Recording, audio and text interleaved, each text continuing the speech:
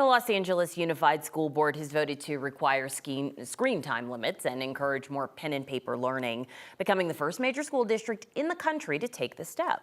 And the policy would ban screens for kindergarten and first grade students and set limits for the older kids. So joining us now to discuss the growing concerns about how much is too much screen time and how it's affecting our children is our parenting expert, Dr. Sheryl Ziegler. Thanks for being here.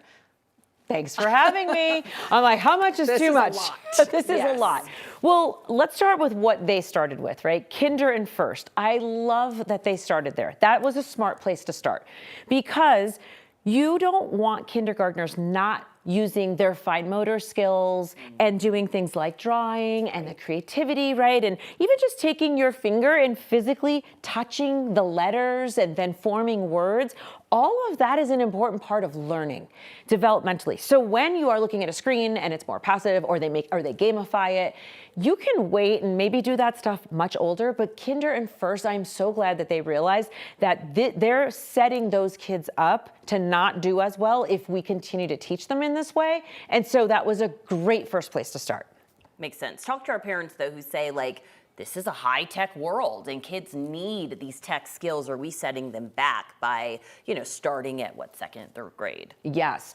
I really love that parents are even thinking of it from that perspective, right? Because we do want to, it's funny, we want to protect our kids so much and then we're like, oh wait, but I also don't want them to fall behind. And so I'm going to tell you right now, I don't think we're choosing. I don't think we're choosing to say, oh, we're going to protect these parts, but not these others. I think when we look at the grand scheme of things, this still is a world in which everything is touchscreen and very digitized, and they're going to see that. So just because in kinder and first they're at school with these limits doesn't mean that at home things are going to change, and doesn't mean right when they get to second grade that there's still going to be a good amount of this. So I don't think we're compromising anything at all.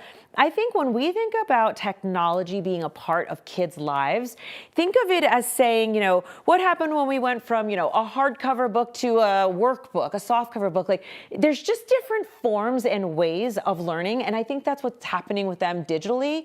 They are going to get plenty. And by the time they're in the workforce, we can't even predict. We can't even predict for college kids today what their workforce is going to be like, right? All the things parents worry about, are they going to be okay in college? Are they going to be okay in the workforce? That is a workforce that has yet to be determined. But I know that right now, when we look at reading scores and math scores and how our young kids are doing, they are not faring well.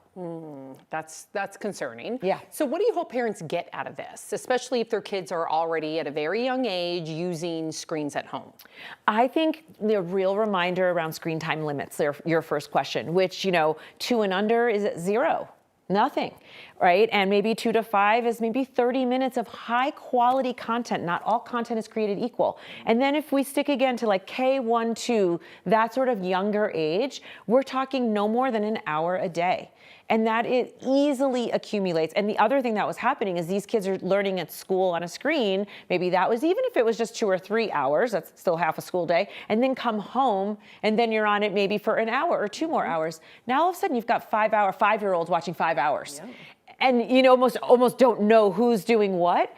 It just adds up. So I just think, again, the less is better, and you really just want them touching things, food and dirt and nature and creating. That's really what we want, especially those younger ones do.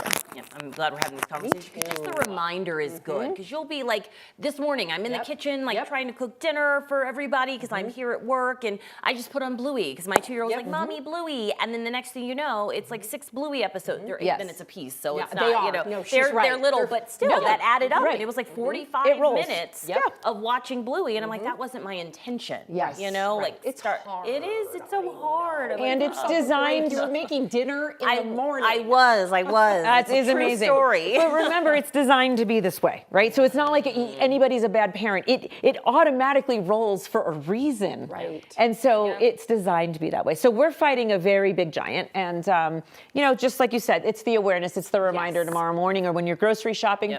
Just leave the screen at home. Talk about what you're seeing. Yeah, exactly. Be mindful. Yeah. Dr. Sheryl Ziegler, thank you as always. Thank you.